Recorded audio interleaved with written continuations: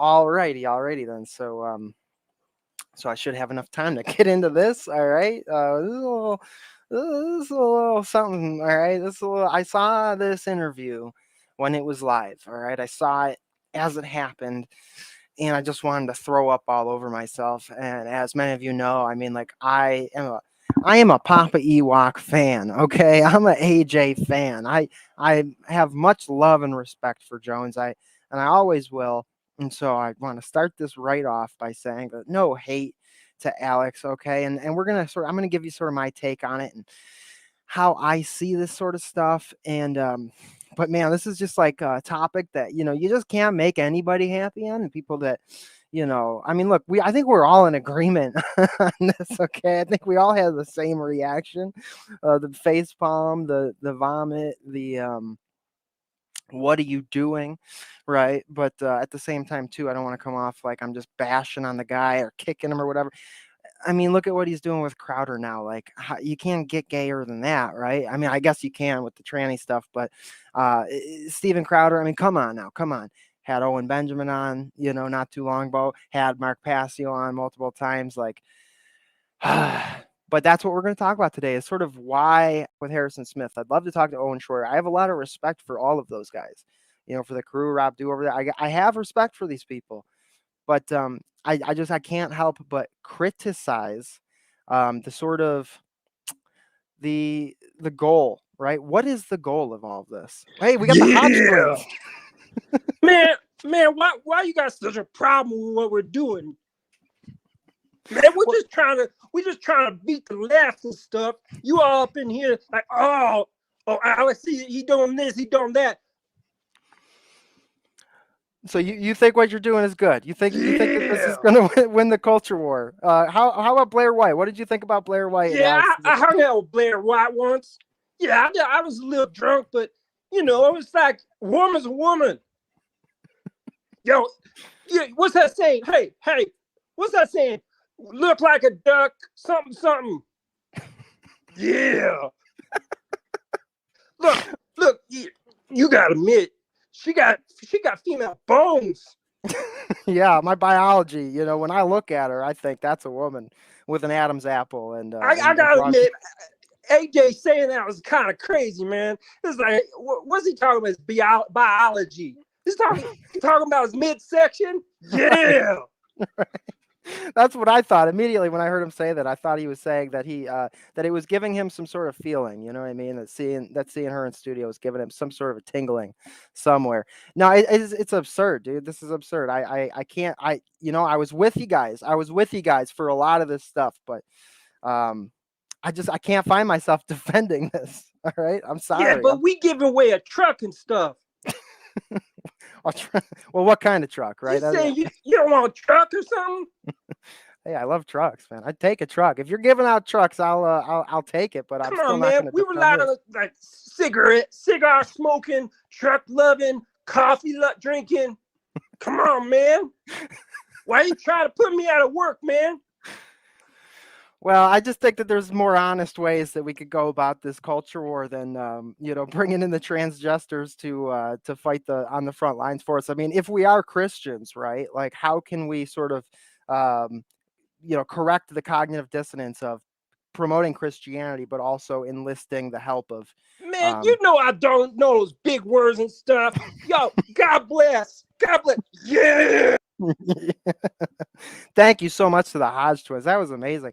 Wow, I've never had such a big guest on before, but that's great. That was wonderful. I mean, always high intellectual conversations from these people. Oh man. There is some compromise there internally with, okay, the ends justify the means. I'll bring on the transgender so that I could get more eyeballs over here so that we can fight our fight stronger and, bring more funds in and increase the production. So I think it's a sincere mistake.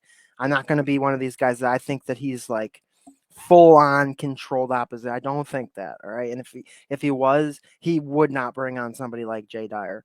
Right. And certainly not every week the way he does. So, you know what I mean? I agree, Theoria. I agree. He's just because Dyer's on a show does not absolve him of being a Double H. I agree. That's not my full argument.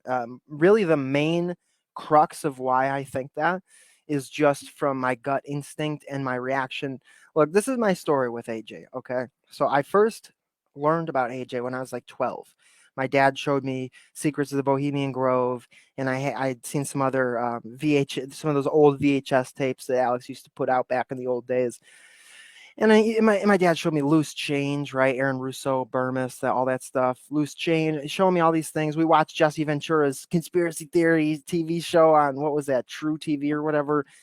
Every week a new episode dropped. We watched that. So I started from a very young age, being aware of the sort of subterfuge and deep state sort of aspect to government and to politics, and I never trusted the media and stuff like that because of that. And at some point, late middle school, early high school, I don't know if y'all remember this, but there was a period of time before Alex got banned off of Facebook. I don't know if he ever had a MySpace or anything, but I don't remember what exact year it was. So I don't remember if it was MySpace or Facebook. But I was on the computer and I saw an InfoWars article pop up and it said slave colonies on Mars. And even to my young, naive, stupid head back then, I was like, this is the dumbest crap I've ever seen. Like, this is so stupid. And I completely like lost it for InfoWars and Alex. I was like, this is so lame, stupid, and retarded. And I this is dumb. And so I checked out. I tuned out. And I just, in all fairness, this was a long time ago. I could be misremembering. That could have been a hit piece that somebody else released, but I'm pretty sure it was an InfoWars article, like slave colonies on Mars, da da da da da. Point is, whether it really was from them or not, that was a sort of thing that disconnected me from the whole InfoWars broadcast. And it wasn't until 2015, 2014, 2015, 2016 that once I sort of flipped from being a liberal to a conservative, that I started to listen to InfoWars again and started to take in the information again. And like I said, I've always had a lot of respect for the guy, even if he never did another thing. Just that Bohemian Grove stuff, I think, it's like, good job, brother. Thank you for your service. Thank you for your service. Even just promoting, the people that he has and bringing on, sincere voices and raising a new crop of sincere journalists that aren't just establishment mouthpieces. I think that's a good service that he's done for the world. But again, if you don't have Christ in the church, if you don't actually have the communion point between God and man, if you miss that, then none of it matters. None of it matters. And this is the problem. This is why the ends don't justify the means in this transgender stuff. Because if you don't have salvation, if you don't have God and man communing, you have nothing. And so you could have 100 million people all awake awake to the new world order. And what does it matter? We all die, and this world will not be saved. You know what I mean? Not by us. This world won't become a utopia, no matter how bad you want it, no matter how many people know it. Because the problem's in here, the problem's in our heart, the problem's in humanity, and in our fallen state, right? And this is why it's such a shame. This is why I've been hoping so badly that he would speak with Dyer Moore and he would realize, oh, hey, there's something to this, right? Something to this church. Maybe this is important.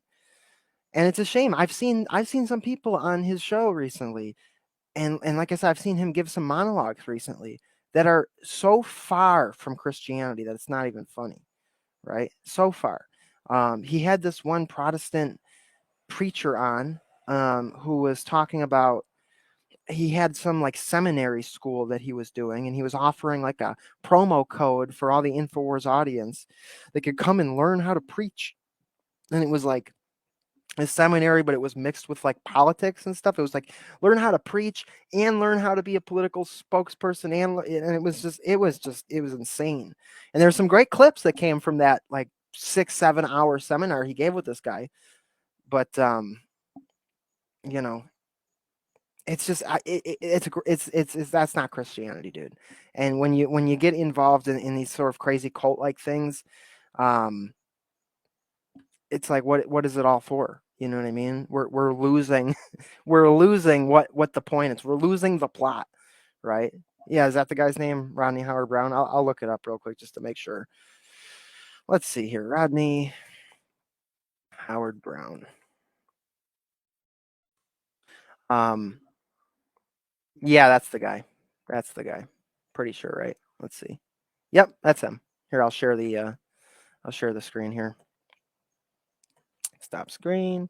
Yeah, we're losing the plot a little bit, or he's losing the plot. And I truly hope that I mean, the guy is a skilled orator.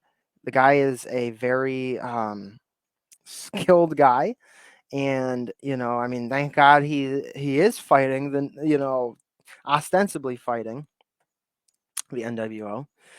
But like I said, at the end of the day, it really don't matter if you're opening people up to this sort of crazy cult Christianity and you're not actually on the proper path.